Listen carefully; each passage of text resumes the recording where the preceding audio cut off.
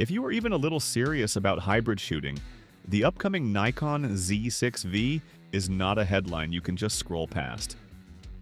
This rumored body has the kind of spec list that can lock you into a system for years. It does not look like a minor Z6 III refresh, but more like a compact cinema camera hiding under a familiar badge. In today's breakdown, we want to walk through what Nikon and Red are building together, what the Z6V leaks suggest, and what Nikon shooters themselves are saying about the brand.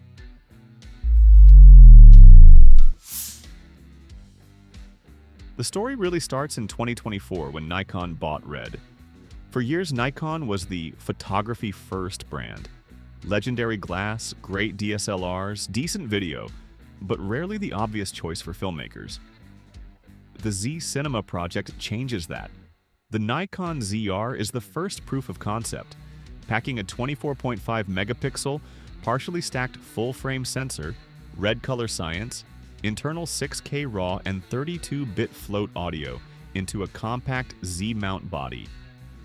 What makes this collaboration interesting is the ecosystem it creates.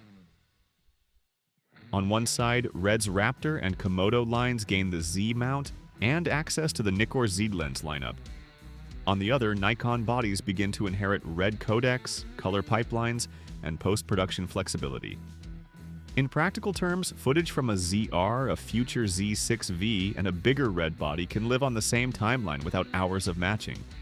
For small crews and YouTube channels that sometimes jump into paid commercial work, that consistency is worth more than one flashy spec.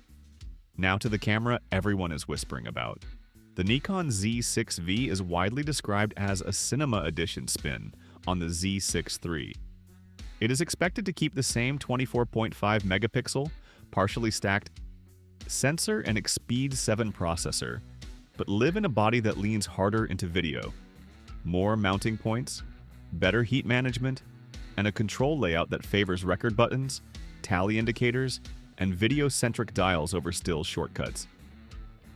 On paper, it stays a hybrid, but the priorities clearly shift. Leaked specs point to full-width 6K up to 60p, 4K up to 120p, and Full HD up to 240p. The real excitement comes from codec talk. The expectation is support for Nikon in RAW, ProRes RAW, and some level of Red-related codec integration, plus high bit depth recording and proper shutter angle control. Add anamorphic D-squeeze, DCI-aligned 4K modes, and internal ND filters, and the Z6V starts to look like a capable cinema tool that still shoots respectably. Usability rumors also sound promising. Think 32-bit float audio, dual USB-C ports for power, data, and audio adapters, camera-to-cloud upload for services like Frame.io, and a video-focused UI with waveform, zebras, false color, and clear audio meters front and center. A brighter, flexible rear screen plus active cooling should allow longer 6K recording without overheating drama. If Nikon can deliver all of that in a mid-priced body, the Z6V becomes a serious option for one-person crews and tight teams. So where does this leave the Nikon ZR? The ZR is Nikon's first Z cinema camera, a boxy, viewfinder-less body with a huge articulating screen, and a stripped-down control layout that assumes a cage, monitor, and external audio. Under the hood, it shares the Z6 III sensor and processor, but the design and menus are unapologetically video-first. You can grab stills if you want, yet everything about the experience nudges you back toward motion. The Z6V, at least in theory, sits between that pure cinema approach and the familiar Z6 hybrid concept. It should still feel like a camera you can sling over your shoulder for weddings, travel, or events, where you are shooting a mix of photos and video and do not always want a full rig. If it inherits Red-linked codecs, internal NDs, 32-bit audio, and strong monitoring tools, it edges much closer to the ZR in terms of output while remaining friendlier for photography-heavy jobs. Price will be a key separator. The ZR already undercuts many competing cinema bodies while delivering genuine red color science. If the Z6V lands between a standard Z6 III and the ZR, it could easily become the default recommendation for creators who only want one main body. dedicated cinematographers who almost never shoot stills will probably stay with the ZR. Working hybrid shooters who bounce between clients, YouTube, and personal projects may find the Z6 V the more natural fit. Specs are one thing, but it is always worth listening to people who actually shoot Nikon. Scroll through photography forums and you see recurring themes. Many users say Nikon bodies, especially at the lower end, feel better built than equivalent Canon or Sony models. The dials, plastics, and grips have a solid tool-like feel, and Nikon glass has had a strong reputation for decades. At the same time, people are honest about Nikon being late to mirrorless and missing the influencer wave that gave Sony and Canon so much visibility. That is why the Red collaboration lands so well with the Nikon crowd. Instead of looking defensive, Nikon suddenly appears ambitious again, buying a cinema company, launching the Z Cinema line, and now apparently lining up a Z6 V that speaks directly to modern hybrid creators.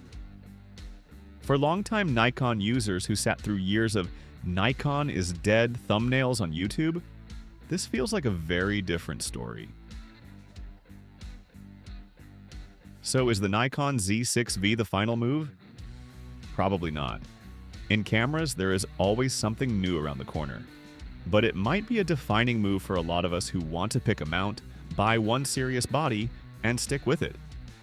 If the leaks are even mostly accurate, the Z6 V combines the dependable stills performance of the Z6 III with a deep stack of cinema features borrowed from the ZR and Red's ecosystem. If Nikon prices it sensibly, keeps the firmware solid, and avoids unnecessary limits on codecs or cooling, this could become the go-to body for weddings, documentaries, YouTube channels, client work, and personal films. Add the expanding Z-lens lineup, plus adapters for older F-mount, and even PL cinema glass, and you get a system that can grow with you rather than pushing you into another brand later. Right now, it is still an unofficial camera living in leaks and speculation. But when you connect the dots between the ZR, the Z Cinema roadmap, and the broader Nikon and Red strategy, the picture looks promising. If you are already in the Nikon world, the Z6 V could be the body that keeps you there for another generation. And if you walked away years ago, this might be the release that quietly makes you wonder whether it is time to give that yellow logo another serious look. Thanks for watching.